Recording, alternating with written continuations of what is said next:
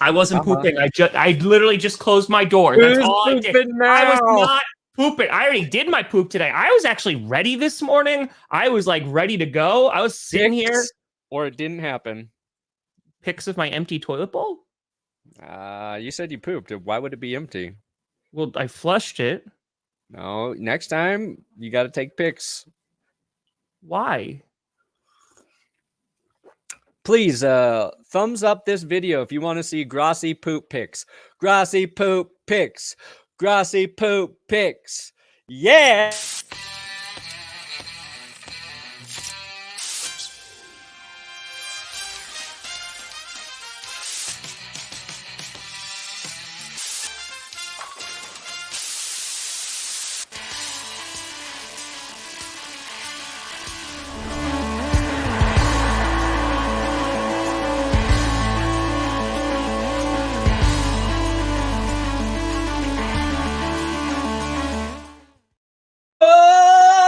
Baby, we here.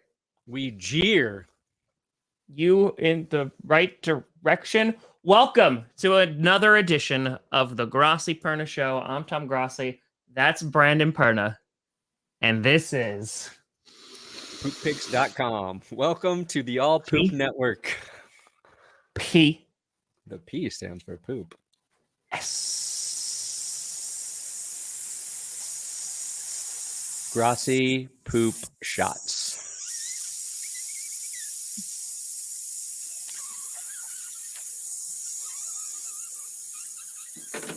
Oh my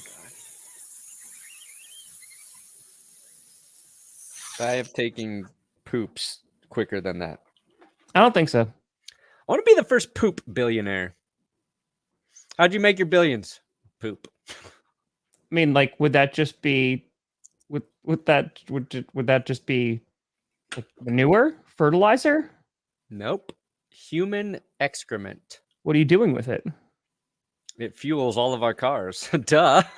So you're pooping in the your gas car tank? Is now your toilet, and gas is free. Money for nothing, and your poop is gas. Sorry to hear that, Guillermo. Hope you feel better soon. I apologize. Get well, Guillermo. I mean, being a Raiders fan probably feels a lot like having COVID, so I think you're well prepared for this stint. We have so much to talk about. Hey, shit's getting crazy, man. It's getting real crazy real quick. I got lots to talk about. You know, we can start with this. We could talk about Colin Cowherd because you have a theory that Colin Cowherd doesn't even watch football. I don't think he watches football, Tom. He just doesn't watch it. Sorry, there's dogs that want to get in. Come on, Sinclair. Yeah.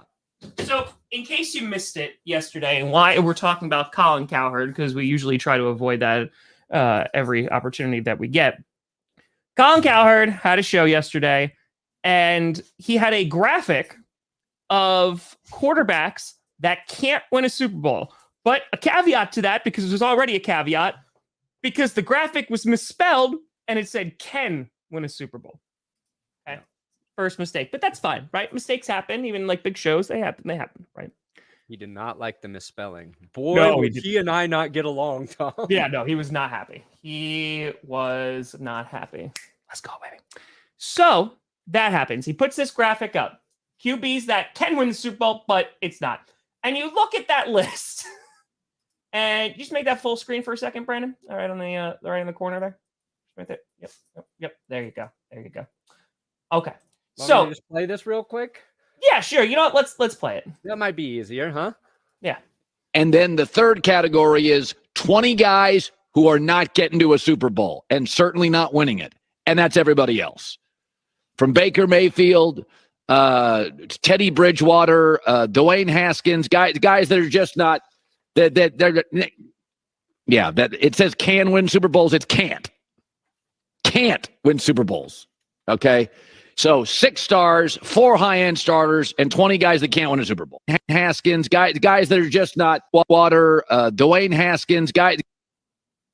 So let's talk about a couple things that are problematic here. Just a little bit. Johnny Manziel, for example, not in the league. Vast majority of those guys, not starting quarterbacks. Okay, so that's It's kind of problematic as well. What is Paxton Lynch doing nowadays? Poor Paxton Lynch. Just got thrown in there. Yeah. Might be tough. Is he in one of the XFL or USFL? I can't even remember anymore. I can tell you, the boat, Blake Bortles, he is he got brought in for Packers camp, at one time. I'm pretty sure he's like golfing now. Oh, and the other one, which is a little problematic, is Dwayne Haskins, who tragically passed away. So yeah, that would be the one that's the one that a lot of people are upset about, because it's not just like, oh, like they can't win Super Bowls, like, like, oh, it's just hot take. Nope. He had the name's on the list. So here's the thing, Brandon. It's one thing to say, oh, it's Colin Cowherd. Like, it's just like he doesn't know what he's talking about. Maybe he doesn't watch football. He's just a hot take machine. Somebody had to make this graphic, and it wasn't Colin Cowherd. Someone had to type in Dwayne Haskins and go, yup, that looks good. They already missed the can't win the Super Bowl part, so maybe it was just a poor intern who doesn't watch football. Maybe they're hockey fans.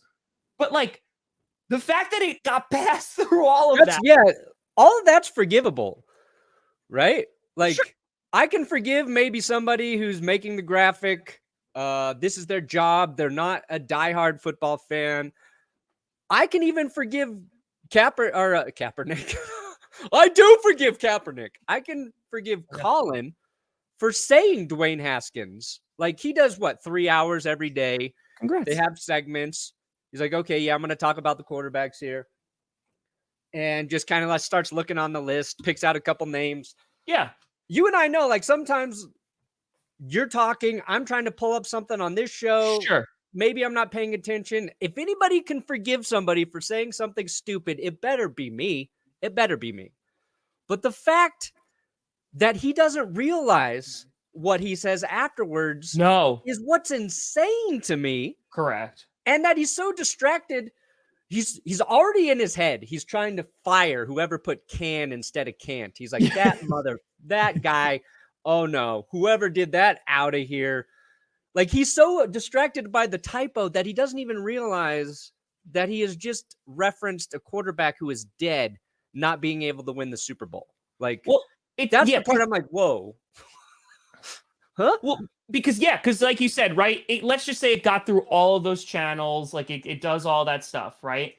And like reading through he's reading off that list. Like 100% he's reading off that list, right? So I think it just comes down to, sure, like, it slipped through. It is what it is. But like, you really, to your point, have to be so far removed from the game of football, or you legitimately like are just not thinking at all. Yeah. To say it, not realize it, and just keep on plowing through. Yeah. Like, I get it. Like you said, like, mess up or I'll be like, oh, like I'll say somebody and they'll be like, oh, they were cut, like a few weeks ago. Oh, that's my bad. Right. This is a little bit more serious.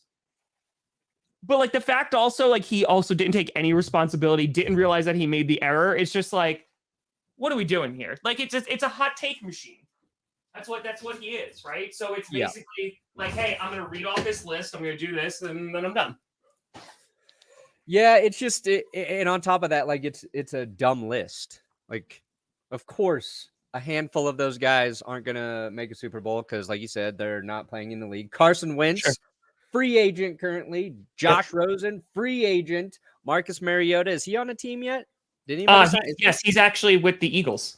Oh, that's right. Mariota's with. He could win a Super Bowl, just not as a starter. So that's off. That could be wrong too. Stupid man. Yeah, it's, I was like, you try to think about all the scenarios, right? Like, how did this happen? Obviously, we got you just talked about it, but it was just like at no point, and maybe he did later in the show realize, and maybe there was some sort of apology, and of course that's not going to make it to Twitter right away, but like, I'll be curious to see if they say anything about this. And then I saw somebody tweet, and I can't confirm this, and I'm not going to find the tweet, but I think it was somebody who said they used to work for the show, or they just know that he has a no death policy where he doesn't ever talk about people who have died. Passed away. Yep. Which is weird when you're a show as big as him and you have as much time to fill. And it's like, if it's somebody who played in the league for a long time and they pass away, like you can't talk about their career at all or whatever. That's true. Wentz did win a Super Bowl. Oh, fuck. Damn. You're right, Sean. When Nick Foles won. So that list is so bad. It's not only, you know what?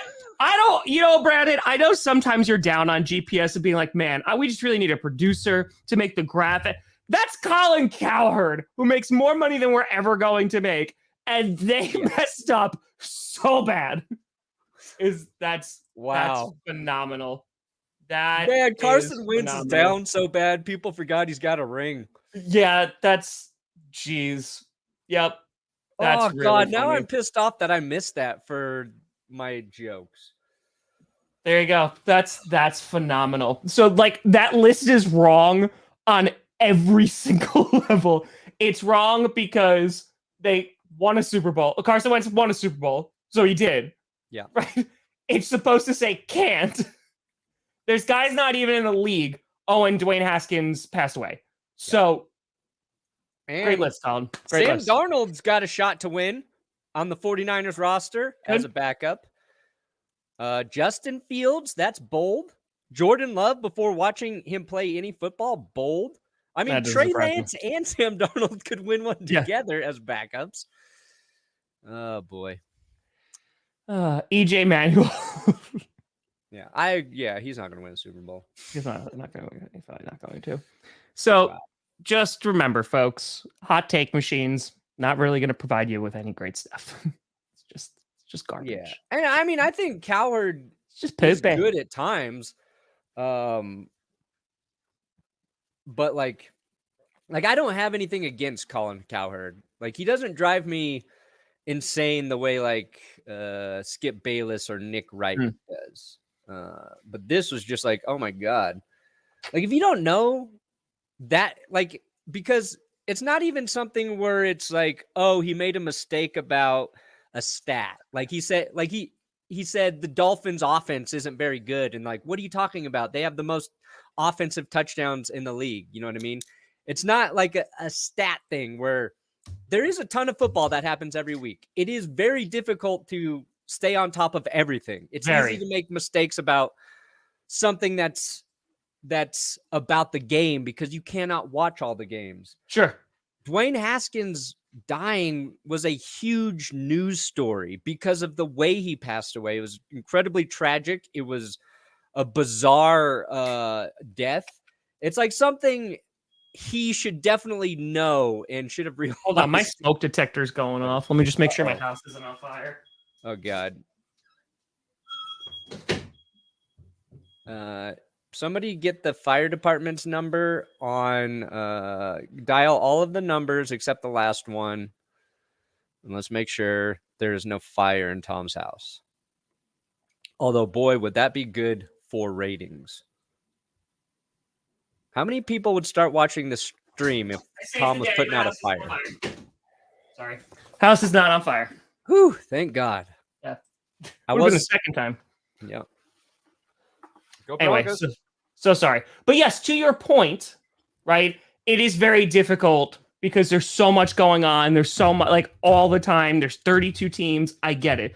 But to your point, yes. Like, come on now. Like, that's a major news story. And you also have a team. It's not a Brandon Perna. It's not a Tom Grossi just sitting there at their desk going, all right, let me make a list. Oh, I spelled this wrong. Oh, man. Oh, that person's on the Jets this year, not the Bills. Yeah, no, it's not. That's it. Yeah, he set off my activate fire in that Grossi house. Damn it. Whoa. So, just saying. Oh, he thinks Derek Carr can win a Super Bowl. All right. That's all this was. It's a list. People like lists. They're fun to talk about. It's a good topic to have. Like which active QBs can't win a Super Bowl. It's just better know some details about some of the quarterbacks. Sure. All right. There's other things that I want to talk about. Hard Knocks I want to talk about Hard Knocks. I know you didn't get a chance to watch it yet, but it's fun times. I watched it, Show. and I wasn't necessarily planning on watching it, but I was like, you know what? Let me take a look. And I was curious because the Jets, Aaron Rodgers, made it very clear that they did not want to be on Hard Knocks. Like, they made that very, very clear. Like, they were forced to by like the league. Like, they were like, nope, you have to do this. There's only so many teams that are eligible, and the Jets, of course, were on that list, and of course, that's going to give them, the most publicity for the show. So, with good old Hard Knocks, I turned it on. I'm wondering, how are they going to get around the fact that nobody wants to be on the show? And like, to be fair, they addressed that head on. Like, there's a scene where they legitimately like ask Aaron Rodgers, like, why does no one want to be on this show? And I was like, you know what? Like, I actually I respect that, right? I've kind of just like acknowledged that controversy. And it's, let me put it this way. There was some parts. Oh yeah. I'll get to you, Rachel. I'll get to you.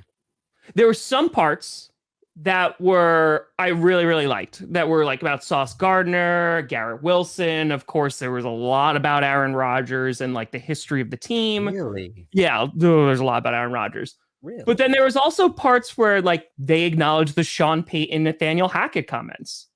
Like that, and that was really interesting. So I was like, "Ooh, okay," because they talked about Hackett a lot and like the relationship he has with Rodgers, and it's obviously like they're very, very close. But they also had like Robert Saleh like give this big speech in front of the team, and like he's reading off a script, like he's walking slightly like back and forth and like eyeing the script while and I'm like, do you actually do this, or like did they need footage? And we're like, hey, like we need something, because apparently the rumor is they're not going to show any cuts, like any like buddy getting released, because they don't like that, because they think it's like inhumane and stuff. So of course that's what they're saying, that they're not going to be showing it. Okay. So I'm curious, but the first episode wasn't bad. It wasn't bad. It was all about like Aaron Rodgers. I just don't know how you're going to make that over an entire season. I mean, they only have a few episodes anyway, but yeah. It was interesting. But the thing I liked the most was how much Rodgers mentored Zach Wilson. Because Zach Wilson legitimately seems like he's 12 years old and seems so lost and just seems so into learning from Aaron Rodgers. Like, Of course, like Zach Wilson loves Aaron Rodgers, his idol, and like all that great stuff. But yeah, for him to like sit there and learn, I was like, damn, like I wonder if you're really going to see like strides from Zach Wilson. Yes, I do. Yes. Maybe mentally.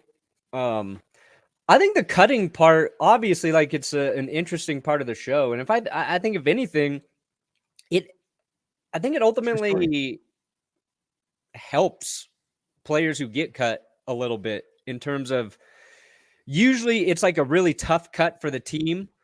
It gives them a little bit of name recognition, and it might put that player on another team's radar that they wouldn't have done before. So I think like getting away from that is a mistake. I think it's part of the show. It's part of the reality of football. And that's what made Hard Knocks so good. It's like, was this real look behind the scenes. But yeah, if they're not going to give them the access they want, we'll see how the next few episodes go. The in-season Hard Knocks should be more interesting, but it's crazy how like once we're in the thick of football season and there's just so many things out there, like I don't really care about the in-season ones.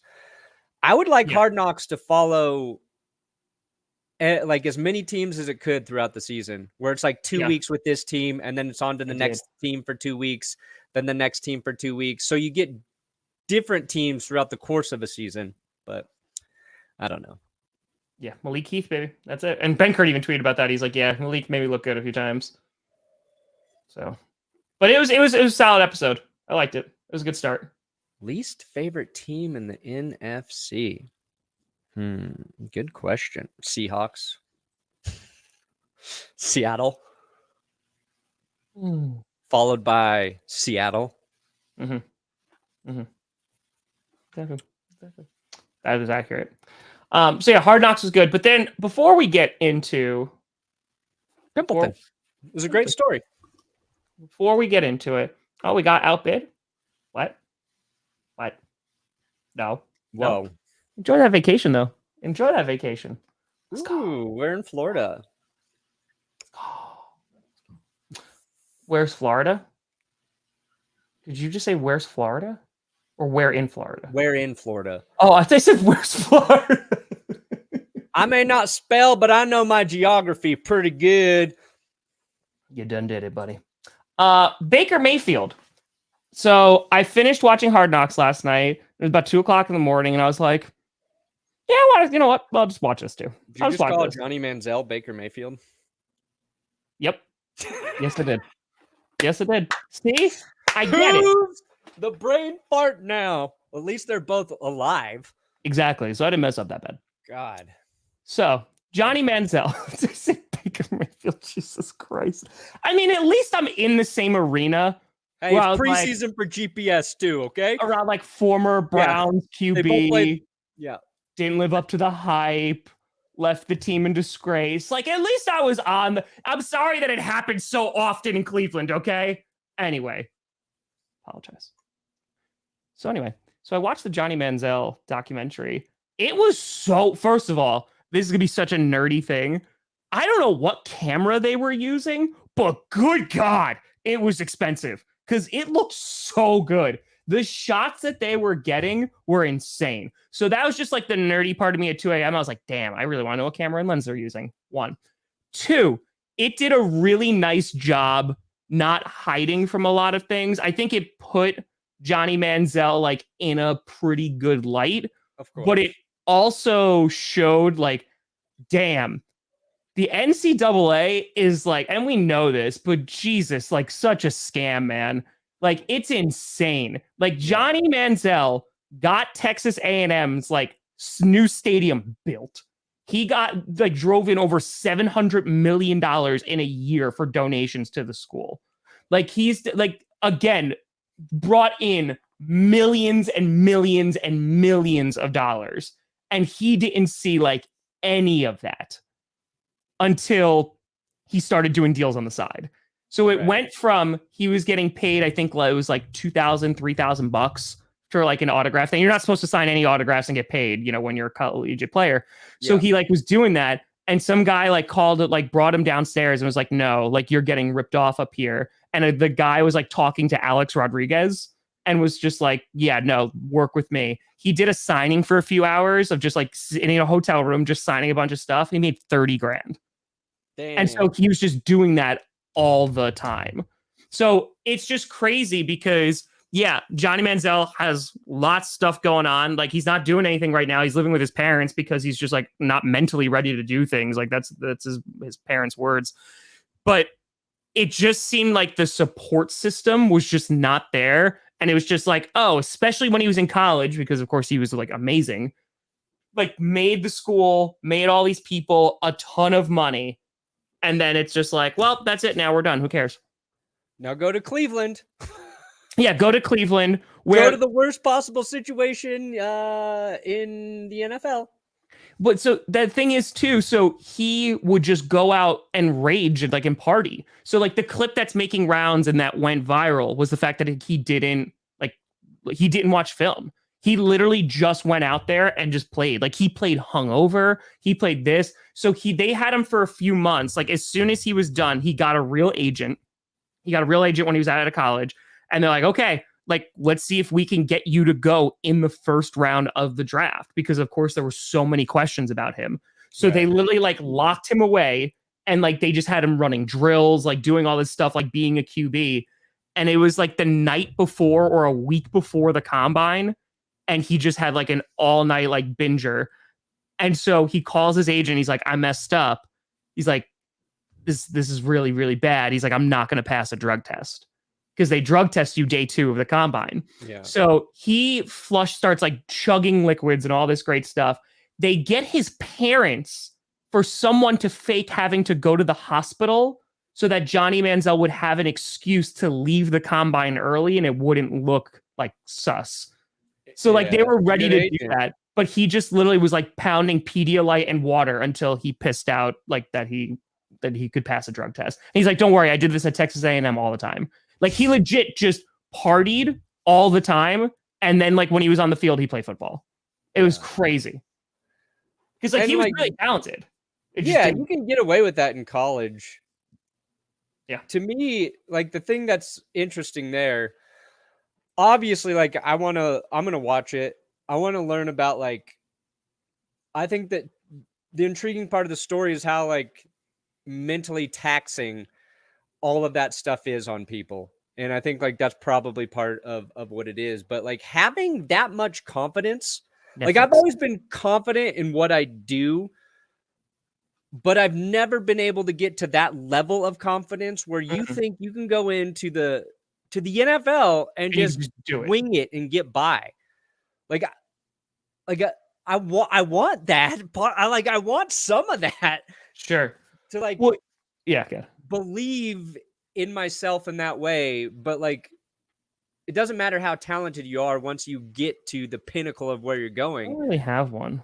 You have to put in, the work. And that's obviously like that message never got to him or never resonated with him.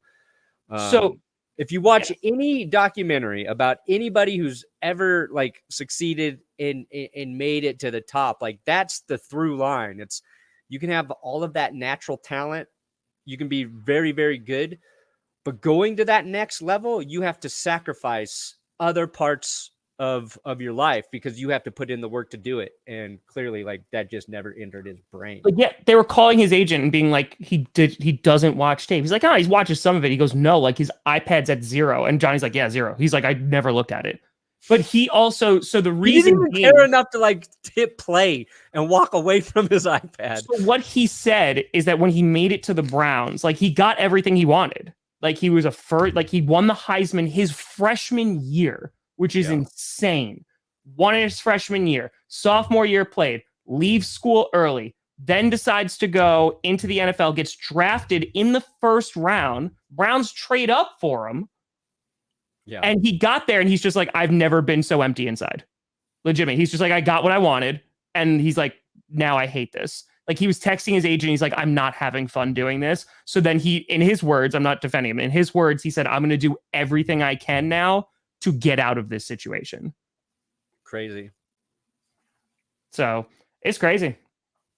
But it was good though. It's an hour and like 20 minutes. So it was like pretty short, but yeah, no, it was pretty good because I feel like obviously it's catered toward like making Johnny Manziel look pretty good.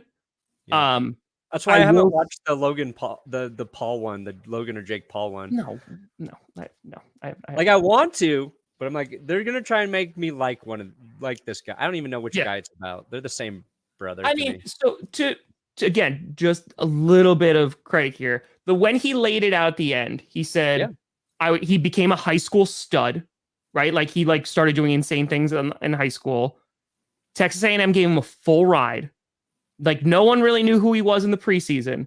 He comes out, he lights the football world on fire as a freshman, wins the Heisman Trophy, is partying like a freshman because he's a kid, is literally doing that. Then sophomore year, then he's right in the NFL. Like he's in and out of the NFL like by 25. Yeah. And he just like just burns through it. And he's like, I never got a break. He's like, it went from once I won the Heisman, I couldn't go out places because I would get swarmed by people. And he's just like, and it never turned off ever. And he's like, this is the rest of my life now. So obviously things are different now, but I don't know. Like, it was just like, damn, like, and he's like, I'm trying to have a little bit of sympathy of like, he's literally a kid. Like, and of course you're responsible for your own actions and the things that he did. Like some of the stuff that he did is like inexcusable. He's a child too. And like people were very predatory and made millions and millions and millions and millions of dollars off of him. And like, I don't know, that just like didn't sit well. So, yeah. Yeah. I mean, like that happens. And I think it's just about, it's really why I enjoy documentary pieces about sports figures, because it just reminds you of like the other parts of like, I don't want to be cliche and say like the human aspect, but just like trying to navigate your life while doing all these other things. Yeah. And it, like, I talked a little bit about it yesterday in my episode because, Damon Arnett pled down to like some misdemeanor charges.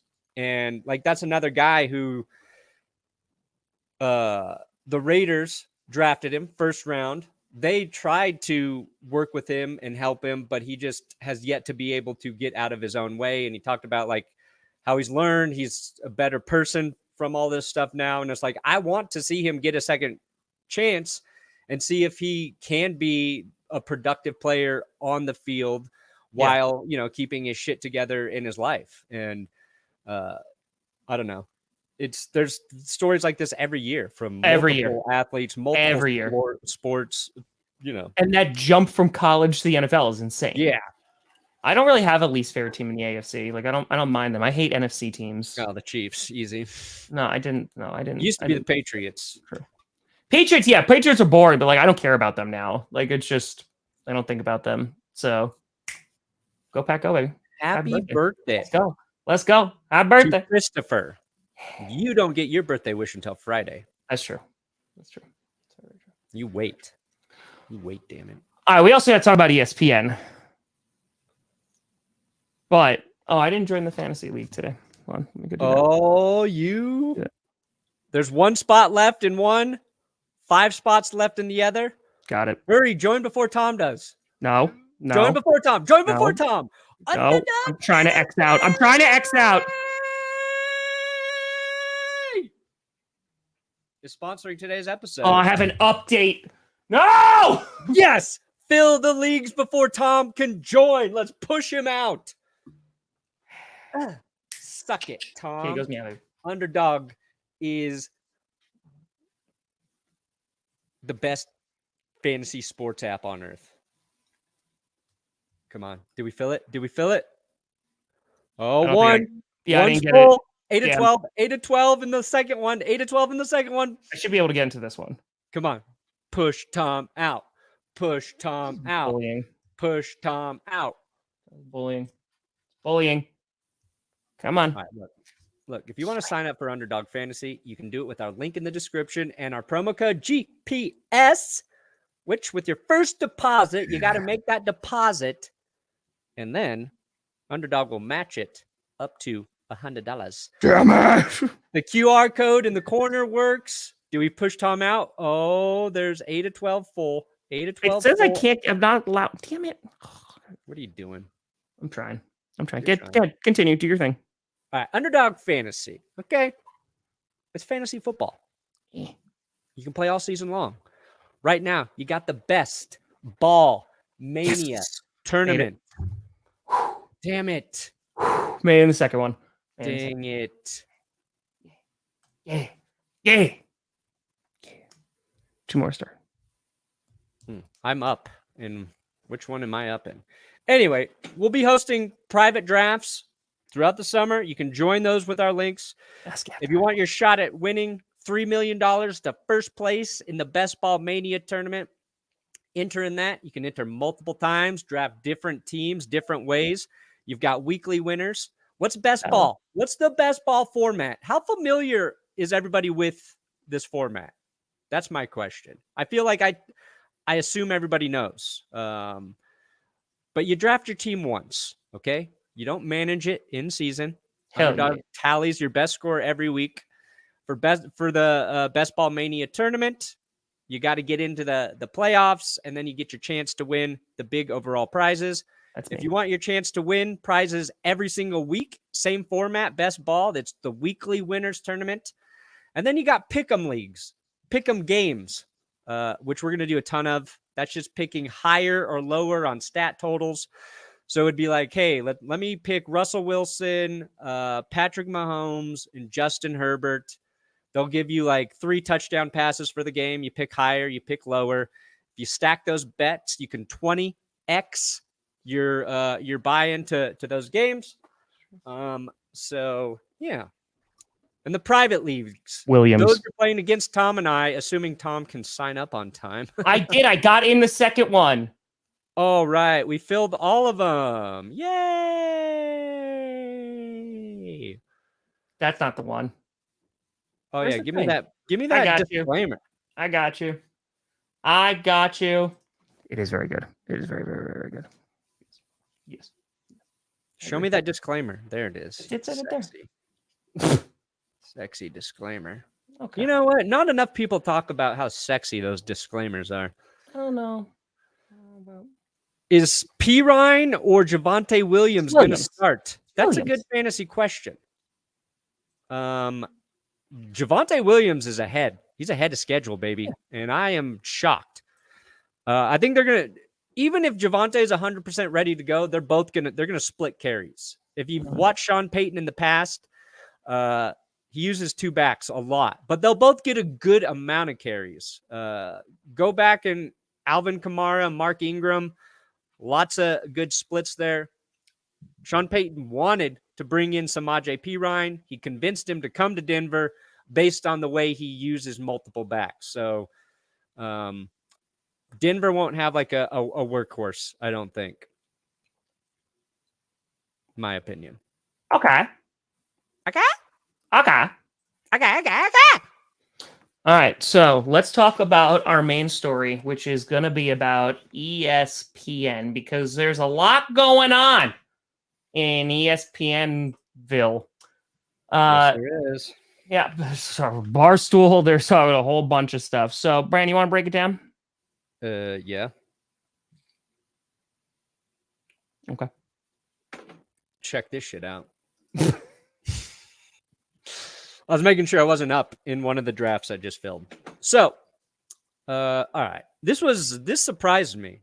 Barstool and Pin Entertainment, Pin Gaming, whatever it is. They're another sports book. They partnered like 3 years ago. $500 million deal. Big acquisition, merger, whatever you want to call it. Barstool became like its own sports book under their umbrella. So that was huge. But then yesterday, Dave Portnoy comes out on Twitter, makes a video saying he has retained 100% control of Barstool Sports. So a company like Penn comes in, right? He loses control. There's been some issues with that merger. He addresses them in the video, but basically he gets his company back. And Penn is just leaving. And they're going over to ESPN. And they're going to brand their sportsbook ESPN Bet. So Penn will become ESPN Bet. And they're investing, I saw it was 1.5. Now they're saying 2. $1.5 to $2 billion in ESPN over the next, I think it was 10 years. Huge merger. That's a big win for both Penn and ESPN. And it gets a little weird because, Barstool can be unfiltered again, which I never felt like they were that censored, but like that's their thing. But they cannot partner with any sports books. So there's a non-compete from Barstool and Penn. They can't start their own sports book. They can't work with sports books. And if they ever sell, half of that sale goes to Penn. So Barstool can just exist as it is, and they can work with any company, any brand, and have their own commerce, but they cannot work with sports books now, which is very interesting because those are the biggest sponsors in the sports media space. And now ESPN, they're linked with the sports book, ESPN Bet. Pat McAfee being there is huge for ESPN because he drove an insane amount of conversions to FanDuel when they had their sponsorship.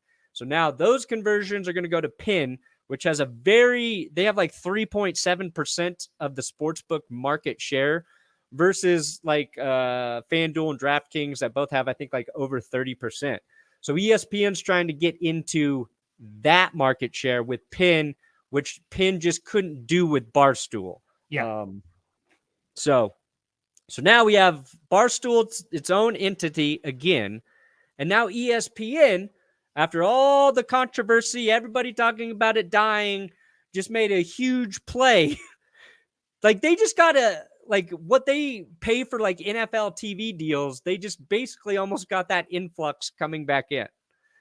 It's over 10, so it's not that big, but like that's a huge get for ESPN in a market that is going to help them like quite a bit.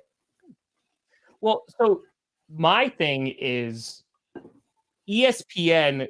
You mentioned the Pat McAfee thing. Like, people really underestimate how insane McAfee's deal with like FanDuel was. Not just because he got lots of money, but McAfee would like talk about a bet on his show, and it would move betting lines. Yeah.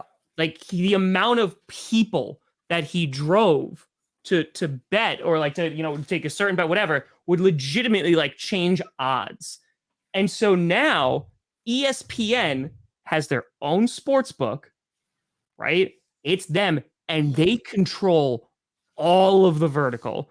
So they can have Pat McAfee go, hey, point your audience towards this. Done. They can have Sports Center brought to you by BAM, right? Oh, let's make sure we do this. They're going to have segments. So now the amount of money that they could bring in right now, because ESPN is still a very well-known name, right? Especially with more like traditional sports viewers and things like that. So now they're gonna break in a ton of money because they can control the entire, like, all the advertising. They control the space, like their own little space. Like, they're gonna rock and roll. They are gonna be rolling in money. Yeah, it's honestly one of like the reasons like I like working with Underdog more. It's the main thing I do is fantasy there, right? Sure. Like those, like you're setting you're drafting your team. The only thing that's stopping you is the player not performing or the player getting hurt, right?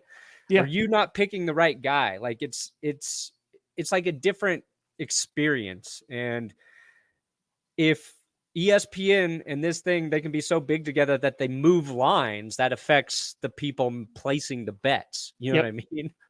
Well, like, it's funny because in the past, I didn't even say 5 years, right? There's been a complete... I don't think I'm corporate enough yet. Here we go. There you go. It's just why I prefer Underdog Fantasy, Tom. Within the past 5 years... Oh, Underdog, I need some Underdog underwear. And that's why I use Underdog branded condoms.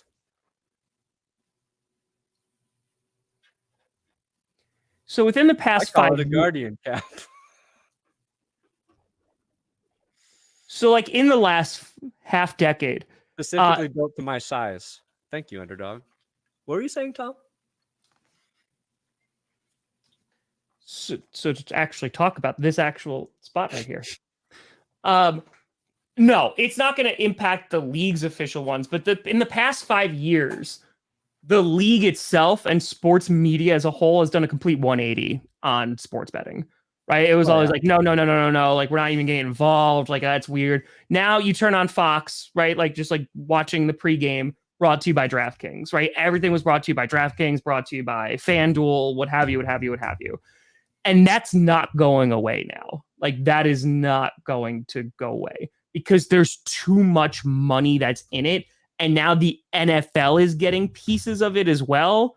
Yeah, it's forever just change the landscape of not only sports, but sports media. Is it in a positive way? That remains to be seen.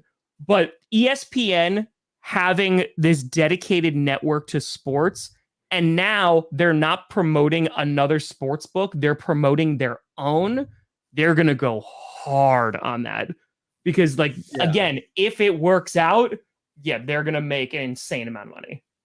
So, I mean, I'm going to bet the under because Brandon has a kid. So I don't know how well they worked. Just saying. Just saying. That's it. But yeah, so I think also, like, the optics of this don't... When I say natural family planning, many people probably wonder what in the world is that, and it was a fancy word for no contraception. You do it all off your... You knew it was coming, Tom. I know it was.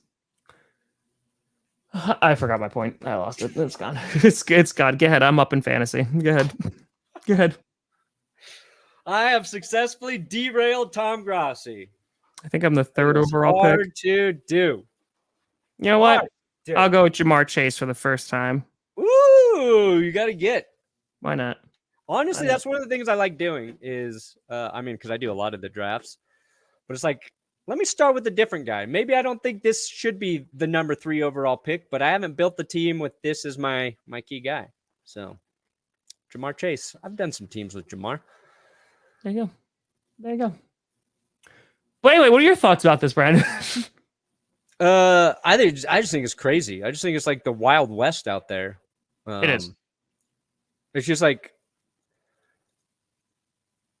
Penn leaving Barstool to go to ESPN it's a huge move. I'm not sure like we even know how big of a move that really is at this point. And I think it's a bad look for ESPN in that. That's what I was saying before you interrupt me, you twat waffle. Yes. Sorry. The optics of it are really bad, of like laying off a whole bunch of your staff and then spending $1 kajillion to basically print money. Yeah, it's the optics are not good. Sorry. Yeah, Continue. not spending, getting. Like they're getting 1.52 billion. So it's an influx of getting money. Can't afford you guys, especially now that we've got 2 billion coming in that we weren't planning on. It's a really smart move for ESPN. Yeah. Whoa. No, I get you. Oh. Yeah, no, Brandon. No, just don't. No, Brandon, just don't. Got me. Yeah, where did this come from? There's all the time. All the time. I do like waffles. Hmm. I eat more pancakes, but waffles are better. I agree with that. I don't really eat pancakes or waffles though. Carmi likes pancakes, so like we always have pancake mix, and then on the weekend I'm like, you know what, pancake sounds really, really good, and I make a big pancake. My question is, at what point? Because are you looking at the Barstool portion of it that's more significant, or the ESPN? Because those are like ESPN. I mean both. Like Barstool will be fine, but they're going to have to figure out how to make up revenue that. On their own, like their primary revenue source was sportsbooks before Penn took over, right? So how do you make up that gap now that that's gone? And it's like, if they sell, half of that goes to Penn. Like you could do that, but it's a company that's like, it's for as much like shit as I think some people give Barstool, and I get why it's not for everybody. Business wise, they have always done the right thing, and when they don't, they pivot quickly. Like Dave Portnoy and Erica Nardini, who like run it, like they've done very smart things throughout the process. Getting control back is interesting. It'll like, I just don't know if they can continue to do what they've done in terms of growth without the revenue of sportsbooks, because all of their competitors will have that revenue. Now, I know it's not going to potentially make up for the sportsbook thing, but doesn't Barstool now have a narrative of like they can bring back people who were fired, right? Oh yeah. Like that. They could also have they could set up a Patreon. They legit could turn around and be like, hey, like, you know, we can't do there's this. clever like, ways they can do it. And support. I mean, there's a bunch of different ways, but you are right. It's going to be interesting just for them to be competitive, I guess, in terms of like getting the amount of money that they are used to getting. Because like in order to retain the staff that they have been doing or they have been staffing, I think that one's going to be that's gonna be the tough part. But yeah, I want to know like how much do they have all of the money that was purchased? Like, what is their well of like financial resources that they can allocate back into the company from their $500 million buyout? Like most of the time, that money's going to the founders and the people have equity, and like, are they going to have like a war fund, a war chest set aside to continue to fund the company? Restructuring like what they do that way. Like, I don't know how any of that shit works. All right, I'm going to ask you a genuine question, because it is like, it's one that I know of, but I think you might be more familiar with the space. when it comes to like sports media conglomerates and like companies, what are the big ones? Obviously, you have like ESPN and stuff, like Bleacher Report, right, is up there. You have Barstool. Who else is like competing on that level? Well, I mean, you have Bleacher Report, you have Barstool, you have ESPN, and then you have like the networks like NBC Sports, of course, FS1, Fox Sports, CBS Sports, all of those. Then there's companies like The Athletic.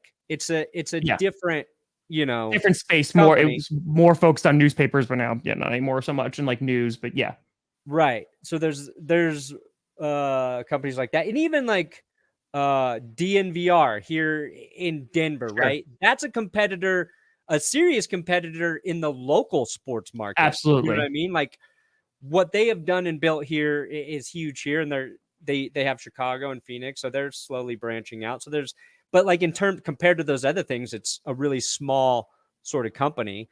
You've got, oh my God. It's like you asked me that question. People are saying like the Ringer, SB Nation. Yeah, the Ringer's huge. I talked about the Ringer for like 10 minutes in the ESPN video because I thought that was the dumbest thing ESPN did, was part ways with Bill Simmons, who started the 30 for 30 series with them, had Grantland going, was like a guy thinking forward, and they part ways with him. And then he goes and he starts the Ringer on his own.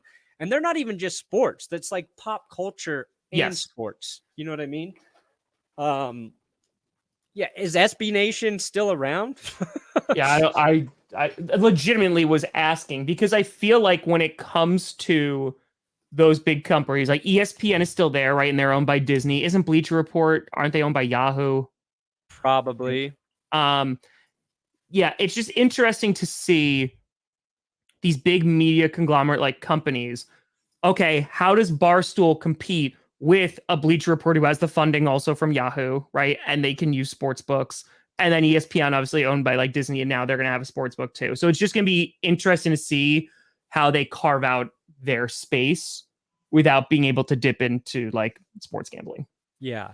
Well, and that's like the other thing that's interesting is... Oh, wait, SB Nation is secret base now? Those are the same people? He's with, he was with them, or started there, or got it. Okay, Bleacher Report, Time Warner, but like FanDuel, for example, they're incorporating their own media company into what they do. Mm-hmm. They have FanDuel TV. That's like where Kay Adams went after NFL Network. Yeah. So like DraftKings kind of has something similar, right? Underdog's got the best. They got us.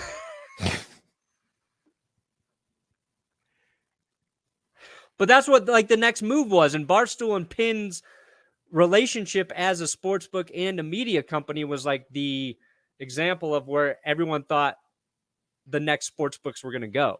Yeah. And they're some are trying to build their own. And, now ESPN is the one. It's the biggest one. Interesting. Oh, that's a good point. Like, yeah, like Sports Illustrated.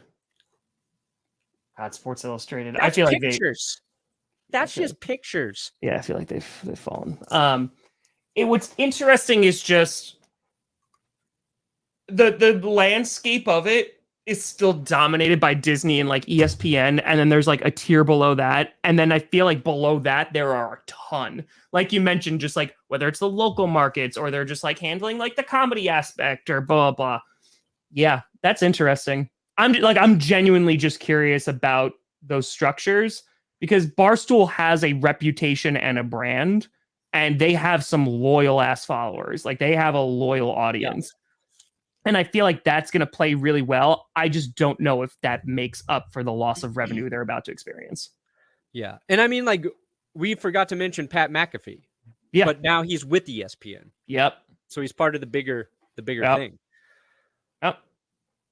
It's crazy, dude. It's crazy times. It is crazy times. So you're just going to see, like, it's always interesting to watch sports books try to become media companies and vice versa. Like media companies like try to become about like sports book, because I feel like they both try to do the same thing and like try to get like, okay, we have the gambling aspect, but we need the audience to follow it, and like vice versa. So Interesting.